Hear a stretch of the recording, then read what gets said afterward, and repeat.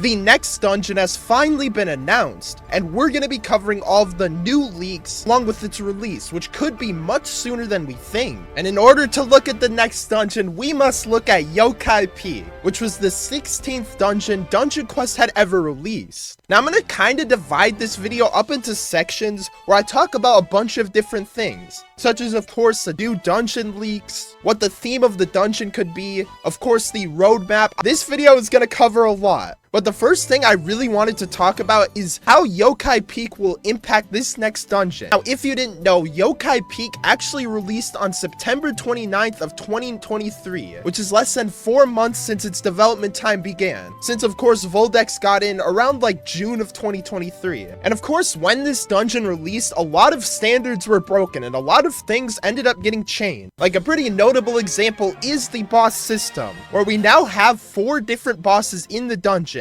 with them kind of fitting various themes. Another huge thing I kind of wanted to talk about is like the themes of the dungeon and how it changes from area to area. Like for example, before we were in kind of like this water area, but as you progress through the dungeon, you get into this forest. And this is important because the monsters change very often, which is something that hadn't been seen in previous dungeons. And of course, the main thing about this dungeon is it's just very long. And I think most of us can agree that this dungeon just looks really nice. And yeah, even going to the themes thing that I was talking about, you can see kind of like a samurai theme throughout there, and with a new type of monster in that area. Now, of course, with its good things, Yokai Peak also had a lot of bad, with I think the most notable example being its difficulty. I think we can all probably agree that Yokai Peaks is like the easiest dungeon ever. I mean, it's almost insulting to Dungeon Quest players how easy they made this dungeon. I mean, you could quite literally solo it with Gilded Sky's gear and be able to relatively easily do it. And even if you look at my damage right now, I am just able to tear through the monsters, one-shotting all of them. And keep in mind, I'm using an insane spell. And of course, with the release of things like the Oracle's Ascendance and the Champion's Destiny, this dungeon just became cakewalk. And I mentioned something about the spells before, but the spells is probably Yokai Peak's biggest flaw. Anyone who's played Yokai Peak would know that the spells are very, very bad. Yeah, I think for Mage, the best spell actually comes from Gilded Skies. But with Yokai Peak, we have spells like freaking Void Dragon, which has like 2 inches of radius, Rift Beam, which you have to like aim very specifically, and the warrior spells don't really have it much better. So I think the spells are definitely a huge flaw with this dungeon. And a flaw that I think a lot of people don't talk about with this dungeon as well is the item drops. Yokai Peaks is the longest dungeon in the entire game and still gives the same amount of items as the shortest dungeon would give. This makes farming Greg and doing other things a faster method of getting Yokai Peak's gear, which I think is a huge oversight. I really think that Yokai Peak should give like an extra 1 or 2 items because of its length. Because me personally, I just farm like boss raids or Greg and get way more items. But this is what I mean. It takes like 4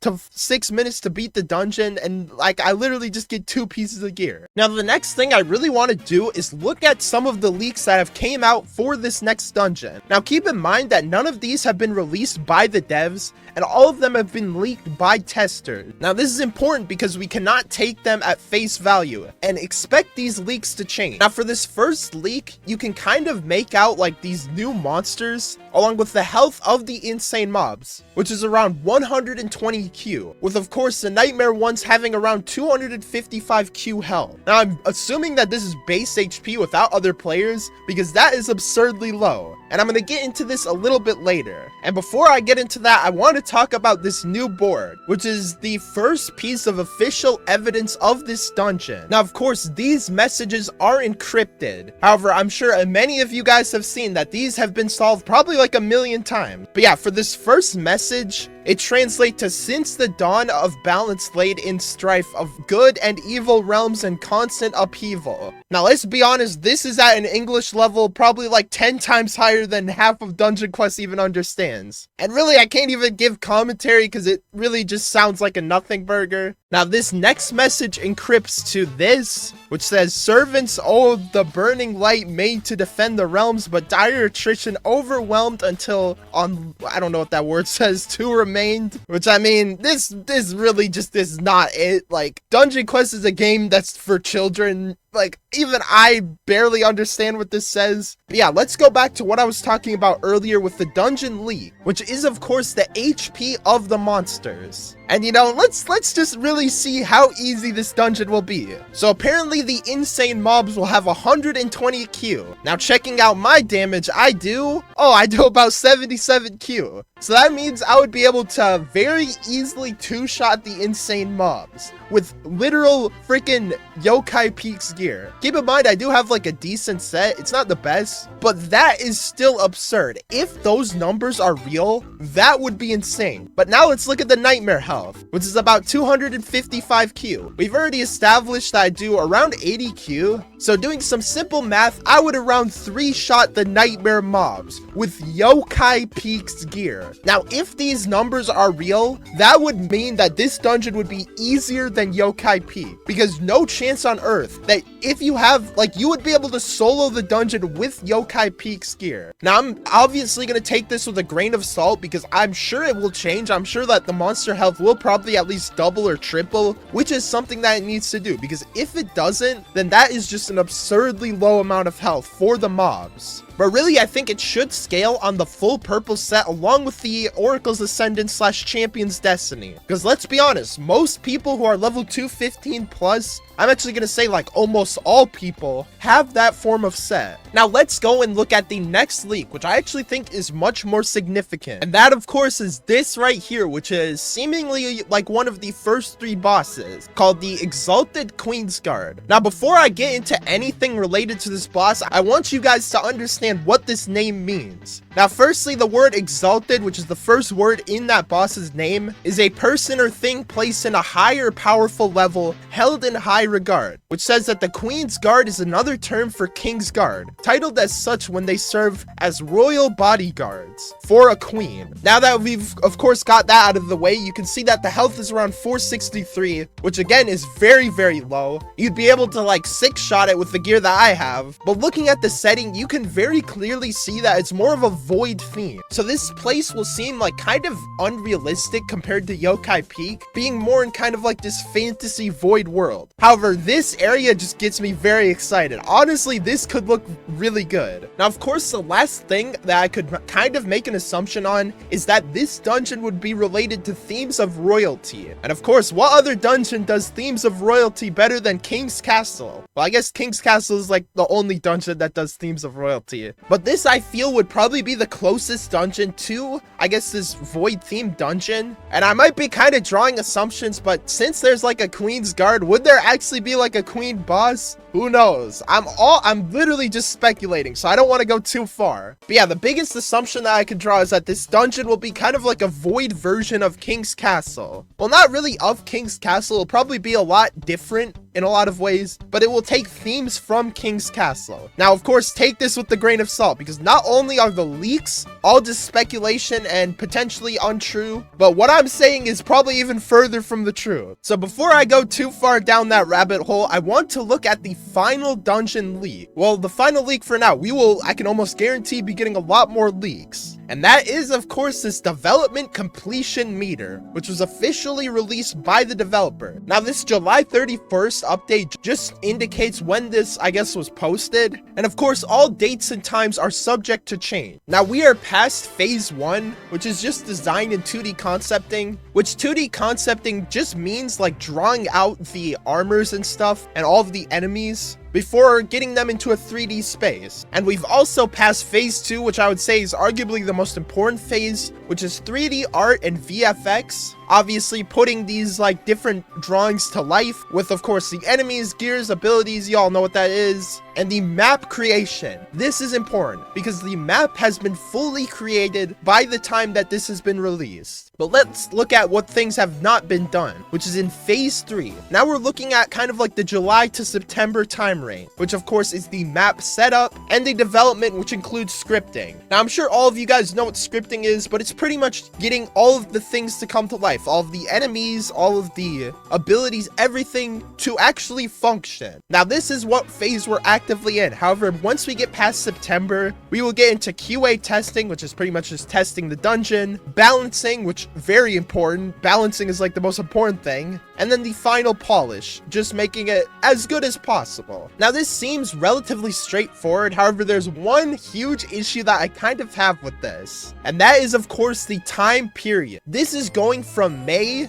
to, what is it, like September, October, and I'm assuming that before May, there hasn't really been any work on the dungeon. This is concerning because May was not that long ago. However, what's more concerning is that they're releasing this dungeon in a little over 3 months. This is extremely concerning to me because 3 months truly is not a lot of time for a dungeon. I really hope that this dungeon is great. However, I'm very scared that this dungeon won't be that finished or that polished because it only had 3 months of development time. Keep in mind, dungeons like Volcanic Chambers, Aquatic Temple, Enchanted, all of these dungeons that VCafe made had took at least 7 months of development time. And for them to try to kind of like speedrun it really concerns me. Again, if this dungeon isn't like one of the biggest dungeons we've seen, I will be pretty disappointed, and I'm sure most of the Dungeon Quest community would be. This is because this dungeon has taken almost a year to release, which is longer than any other dungeon previously seen before. And of course, now that Voldex is an entire team and clearly shown that they've been capable of making good updates, I really have high expectations. But I don't know, with this development time, it could be kind of concerning because even Yokai Peak, I believe, had more development time than this dungeon. But to be honest, I do trust that they will make at least a decent dungeon. However, dungeons are the biggest focus of this game. If they can't do dungeons right, then there'll be a little bit of an issue. Now, let's go back to the lobby so I can talk about another huge issue or kind of concern that I would have with this dungeon. And that, of course, is the craftable weapons. I and most other high-level players currently have all of the different craftable weapons. And of course, if you have done this, this has taken hours upon hours, likely like over 20 hours of straight just grinding Greg to get it. Now, what I'm concerned about is with this next dungeon, if they try to like reset all of the craftable weapons. For example, like bumping up the levels from maybe like level 80 to level 90 and slowly bumping it up until it gets to like level 210, which is of course the next dungeon requirement. This is concerning because I really do not want all of my hard work grinding for these weapons to be undone with this next dungeon. And really what I would like to see is a new craftable weapon being made above the Oracle's Ascendant, so like a level 210 weapon. And rather than making players have to grind out all of them, we can only just grind out one. I assume that they'll likely do something like this, or they just won't release a craftable weapon. And I'm actually hoping that they don't until like way after the update, because if they are to release a craftable weapon, then the next dungeon would be Cakewalk. So we really need to wait like probably like 2 months to when everyone already has a great set to actually release the craftable weapon. Now, another huge issue I of course have is boss raids. And I can also lump daily rewards and Greg into this. So as we all know, when you do boss raids or Greg, you get gear from your specific dungeon. Now, if this were to apply to the next dungeon, I would be getting nightmare gear from it. I'm not gonna harp on this point too much because I likely think they wouldn't do that, but just a little bit of a thing that could go wrong. Now that we've covered both the leaks and the roadmap, I really want to talk about what this dungeon should do above Yokai Peak. Firstly, of course, I think that the dungeon should be significantly harder to where it's almost unsoloable even if you have like a full purple set along with the craftable weapon. I think that you should need to have a team that is actually competent and skilled enough to be able to do it. And one other thing, one huge thing that I haven't mentioned before, I do not think boosts should apply to this dungeon. This was a concern that I had when the boosts released, but if boosts are allowed during the next dungeon, I'm going to be very concerned because players will be buying things like health boosts, speed boosts, revives, and it will give them a huge advantage over other players. Yeah, definitely do not have any boosts, besides of course like XP boosts, we can have that. But if there's boosts, then